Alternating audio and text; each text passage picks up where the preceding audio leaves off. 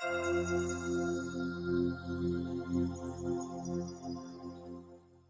everyone, Kareem Rae here, and today I have Matteo de Brienne on with us today. Matteo, how's it going? I'm doing great, Kareem. How you doing? Good, good. Thanks for joining us today. No worries. Thank you. So this is our first time meeting online. Again, congratulations with signing with Valour FC. I know this is not your first signing. I think, is Ottawa your first signing? Yeah. Into the CPO. All right, so let's dive a little back. Let's go back into the memory vault and take us back in time and share with us how you got involved into the beautiful game. I was about 2 years old. I have an older sister named Isabella, and she was playing, I think it was like the Timbit soccer, like the first kicks, and my parents would get me involved in that. And ever since then, it was just, I enjoyed having a ball at my feet. And then I joined a club called Ottawa South United, which was my development group from, I want to say, U9 until U13 when I made the jump to the Whitecaps. And then from the Whitecaps, I was fortunate enough to be there throughout my whole high school. And unfortunately, we had a pandemic, which forced me to come back. But that's what led to signing for Atletico Ottawa. So, not all, bad. It wasn't all bad things that happened. Nice. I'm so sorry. I forgot to ask you to introduce yourself to the viewers. It's all good. I'm Matteo de Brienne, and I just signed for Valour FC. Nice. So you mentioned you played for the Whitecaps. So you've been in the academy system before. Yeah. I was a part of the under 15 until the under 19, under 23 age group. So how was it like growing up, developing in that type of environment? Honestly, it was a different change. We in Ottawa and Ontario, we have some great clubs, great coaches, and stuff like that. But I did feel that the moment I ended up in Vancouver, the professionalism was there. Everybody was there for a reason. Everybody's main focus was soccer. We all went to school together, which made the bond even better. So the chemistry was always there. So it was a great experience, to be fair. Nice. And do you think that played a huge role in your career for you to go pro? 100%. Having to leave home at the age of 14 and living with a billet family for the 4 years I was there was a huge change. And I honestly, personally don't think if I wasn't given that opportunity, I wouldn't be the person that I am today. So I'm very thankful that opportunity came about. It's amazing. What advice would you give to young footballers that would want to play for a Whitecaps, a TFC? What advice would you give to young footballers in order to make that happen? Just, you got to stay determined, stay dedicated. Any information that you're getting from coaches that you may think isn't, they're wrong, this and that, they're right. And you just got to listen to the information and slowly progress it into your game. And you can't be afraid to take risks. Because if I personally, at the beginning, I was so excited to move to Vancouver that I didn't think, I'm leaving my family, this and that. I never got homesick, thankfully, but, you got to be mentally focused and mentally prepared to make the jump to the big league. 100%. So how old were you when you signed your first professional contract? I was 18, I believe. I had just turned 18, and then I think a month later is when I had signed the first contract. And I'm 19 now, turning 20 in May. So, actually feels like it was long ago, but it really wasn't. Yeah, it's not too far off. So you signed at 18, and who was that with? Atletico Ottawa. Atletico Ottawa. So this was in 2019? What year was this? I believe this was 2020. It was the pandemic, when the pandemic had begun. Okay, so you signed at 18 years old. You got into the TPL, you said in 2020, sorry? 2020, yeah. So that was the second year of the CPL, because the CPL started back in 2019. Yeah. And you played with Atletico. So now, which is amazing. Again, that's a huge accomplishment.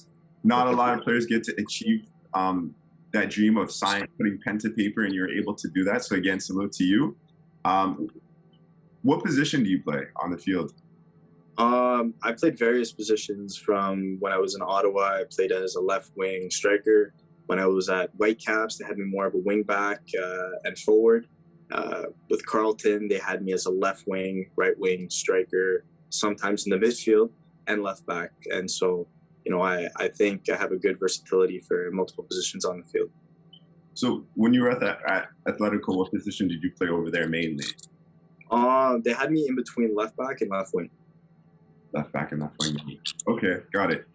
So, I mean, for me, this is a personal question to ask you. Atletico, to me, I've never got to see the club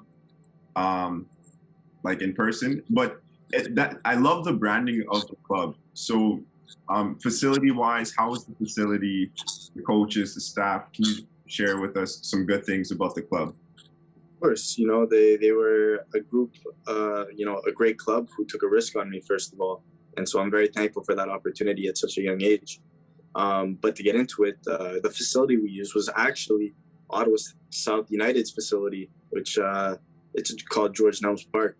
And so that's where I used to train when I was younger before I made the jump to the Whitecaps. So I was very familiar with the environment there already.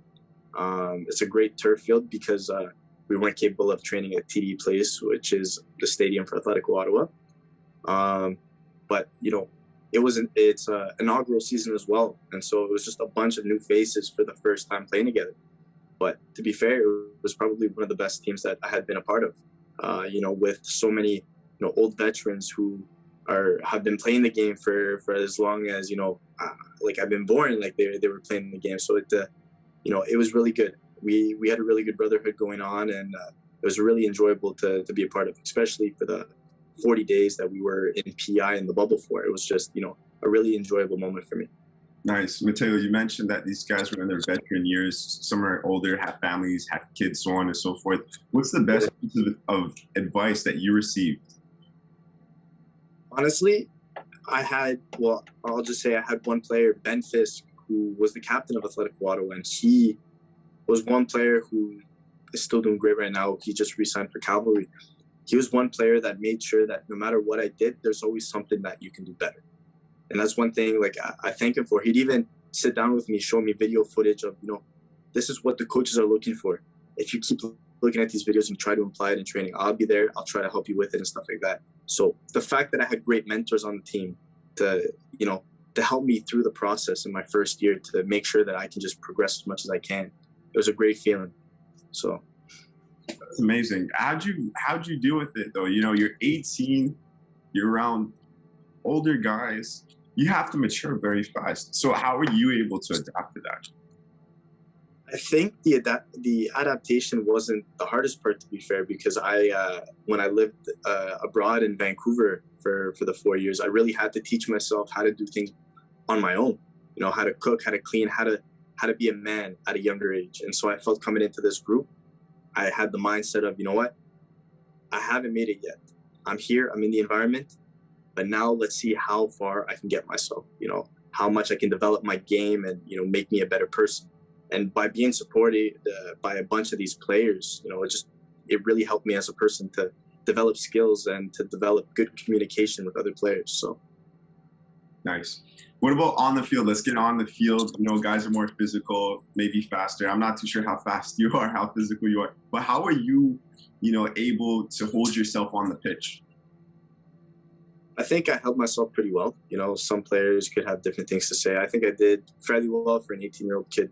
I just made sure I wouldn't put myself in situations where I knew I was going to lose the ball, or I knew, I wasn't going to win the challenge, because I make sure any challenge I go into, I'm 100% committed to it. So I think the moment that I implanted that in my head, knowing that, okay, you know what, I got to go through the player. If I'm going to go through the player, I got to make this pass. If I know it's going to work, I got to take the risk. And I think that's what really, really helped me, as an 18-year-old kid, as a small body, play against these big players. Those are good points. I like the fact that you said you wouldn't put yourself in those positions to lose the ball or to go into a 50-50 tackle. It's more so, if I'm doing this, it's 100% or nothing. I like that. That's a great point, because it really opened up in my mind. I realized that at a later stage. So I think that's a great point that you're sharing with us and with the viewers, that if you're going in, if you have the ball, don't lose it. If you're going into a tackle, go in 100%. You got to be committed to everything you do. So what type of player are you? Are you a simple player? Do you talk a lot on the field, banter? Let's dive into that. Off the field, I think I'm one of those bantery guys. I like having a laugh and a joke here, but the moment we're on the field, it's as professional as can be. I'm there to make other players better, and I'm there for my own teammates to make me better. So, you know, I wouldn't say I'm a quiet person, but I'm very, very focused with the information I give. I try to be as positive as I can be, because first of all, when I was younger, my parents, I'd say I was decently negative when I was a kid, or a lot younger. And so my parents really implanted that the thing into my head to just stay positive. You can make bad into good. You just gotta, give it some time. And so, with my teammates, it'd be good criticism. It'd be everything positive, because I want the best for us. I don't want any heads down. I want all the positivity all the way around. And especially when we just had nationals hosted at Ottawa, there was two games where we ended up, we were losing 2-0, then we made it 2-2, and then we were up 2-0, then we dropped 2-2. And so it's just, I was one of those players. I felt that I tried my best to help the team stay focused, and I didn't let anything get to our heads that we were ahead of everybody else. Nice. That's something. Do you see a lot happening in that professional realm where everyone has that same positive mindset, or do you think some of the guys, like every player is different still at that professional level? I think every player is different, in their own way, and it's not a horrible thing. People, have been doing it for much longer than I have, and so I have no say on anything. Some people have different ways of communicating, and that's okay. But I just try to, no matter the information that's given to me, it doesn't matter if it's good or bad. I try to let that just sink in my head. Okay, I'm taking 5 seconds to think about it. Okay, I can do something different now. I can do something different here, because I want to make sure that we're all on the same page, so we can all develop and hopefully, win the game after 90 minutes. So. Yeah, that's what it's about when it gets to that level, right? The difference, I'm going to ask you this question. The difference is, from amateurs to pros, is that you guys are getting paid for what you love to do, and results matter. It's all about that winning factor is very important. So leading into my next question, what changed for you? Obviously you've been in the academy system, which was very professional, obviously, but now you're getting paid to do what you love. So what things came with that and changed? I'll be completely honest, money or no money, I'm enjoying the game. When I played for OSU, when I played for the White Caps, when I played for Carleton, when I trained with Atletico, everything's the same for me. I don't like losing. I'm somebody who takes loss to heart, because I'm like, I could have done so much better. Even after a win, I'm still thinking of what I could have done better to help the team. And so getting paid versus not getting paid, my mentality is still the same. But, now that I'm with Valour, I'll do everything I can to personally help the team and help the city, win a championship. And that's my goal. So. Nice. That's a winner's mindset. I like how you mentioned the team and the city. I think that's important, right? Fans are a huge part of clubs, and that winning factor is huge. I like that you mentioned the city. Matteo, we're going to go a little bit back here. I want to ask you, how did it feel internally to put that pen to paper? How did it feel for you once you finally accomplished your goals and dreams? So I'll be honest again, it's a great feeling to have a group of people who really have faith in you, and, they want you to be a part of a team of success. But I can't say I've really accomplished anything yet until I make my debut. Because, I signed pen to paper with Atletico Ottawa. They gave me the opportunity to be a part of a great group, but unfortunately I didn't make my debut. And so I think the moment of relief I can have is the moment I make my debut. But, once again, the part I love about football is nothing's guaranteed. And so I love working day in, day out for my opportunity. And so hopefully, with Valour, I can do everything I can to, put myself on the spot and get that opportunity. Got it. So 2 years later now, right? 2020, 2 years later. Valour now. So, 2 years of development. I'm wishing you the best. And I'm assuming that you're going to be getting the debut. Me, I'm just assuming. But with saying that, the 2 years from Atletico, were you there for the 2 years at Atletico, or what happened within that 2 years? So I was at Atletico during the beginning of the pandemic, where we were barely able to train all together. We'd have to do groups. We started off with groups of 4 people, and there was 5 different sessions, and then we built it up until the government let us fully train. And then, so I was a part of Atletico Ottawa during then. And then once the season ended, I ended up going to the Dominican Republic for some training and stuff like that. I went to FC Manitoba over the summer, and then I came to Carleton. So I played at university for 1 year, and now here we are. Nice. So how did you again attract the CPL team of Valour FC? Because you said that you went to Carleton. So how do you think you attracted that club to pick you up and get back into the CPL? I mean, being fortunate enough to play at Carleton in youth sports, and being fortunate enough to have a coach, Kwesi Looney, who gave me the opportunity to showcase myself for the year.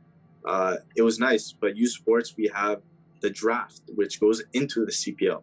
So that was one factor of it. And so I was obviously doing everything I can to get myself back into the professional game. We had the draft, and I wasn't selected in the draft. But I got a phone call on the side, and it was an offer instead of getting drafted. So, it was a great feeling for that to happen. But at the same time, I did everything I could in one season at Carleton, and I'm thankful for the group of guys that I had around me. So, I think, I'm just going to take this, the information that the older vets gave me, and hopefully I can put it into my game heading out to Winnipeg. Got it. I find it so interesting when I hear about these phone calls. It's like, did you know somebody was going to call you, or was it just unexpected? So when we do the submission for the CPL draft, it says, they can give you a call at like any time type of thing. So I'd be going to sleep with my phone on and stuff like that, just waiting, patiently waiting for everything like that. I'd be in that getting physio and stuff like that, and all of a sudden I see my phone bang. Like, okay, I need to check it. And then getting closer to the draft, I get a call from my agent, and he asked if I wanted to sit down and talk about some information. I said, of course. And, fortunate enough to put pen to paper. Yeah. Nice. So, it always, anytime I hear a phone call, player getting a phone call, it reminds me of The Matrix. I don't know if you've watched that movie. It just always. I watched the first one. I didn't watch the new one yet. Yeah. Matrix is good. So, so you mentioned most recently for Atletico that you played left back and left wing back, and then so for Valour, is that the position that you're looking to play, or are you fine playing in any position at the club that they put you in? I'm comfortable playing in any position that I'll do my best in any position that I'm told to play, so that we can make the most out of it. I'm comfortable playing anywhere on the field. Luckily enough, I've had coaches play me a bit everywhere on the field when I was a bit younger, so I have good sight for it. So I'll be excited to see where I'm placed though. Nice. And, it doesn't have to be based on the position, but what advice would you give to players, for on the pitch? Because actually before that, sorry, Matteo, what's the difference between the pros and the amateurs, right? Like, what are the difference? What can players expect once they, because they want to tap into the pro, but they don't know, they haven't had the experiences that you've had. So what's the difference between the two levels? It's going to be tough to say, to be fair. I think like the level of amateur to pro, amateur, obviously the level isn't as high as the pro, but those who play amateur are fighting so hard for an opportunity that the quality is there. Even if you're playing like League One, if you're playing OPDL in Ontario, or in different provinces, or even playing for let's say Team Ontario, Team BC, Team Alberta, and stuff like that, you're still, all these players there are fighting for an opportunity somewhere. And so I think the only information I can give is, doesn't matter if you're the best player there or the worst player there, everybody's there to learn, and you can learn off of people. And that's one thing I'd say I took from Whitecaps. I started off, I wasn't the best player, but I took information off the players who were in my position. And I made sure, okay, that person's doing one thing, I'll do more. I'll do more. I'll do more. Until it got to a point where I was able to match that player. And then I was starting games, and I was, constantly starting games. And so it's just about matching your opponent, your teammates, your friends, but you always in your head want to be better than that person. So how much are you willing to do to get to that level? Great points. You know, it's an interesting thing on the pitch, right? You know, those are your teammates, but at the end of the day, you guys are fighting for the same position. So how'd you deal with that in your career? You know, it's the game. You know, coaches are going to see different things than you see, and that's completely fine. I just had to let it go at some point. Being a part of Atletico Ottawa, I was fortunate enough in a way to say that, you know, not seeing the field for the 8 games that we had in PI, it really opened my eyes up that, okay, this could happen. This could happen. And luckily enough, I was able to live that.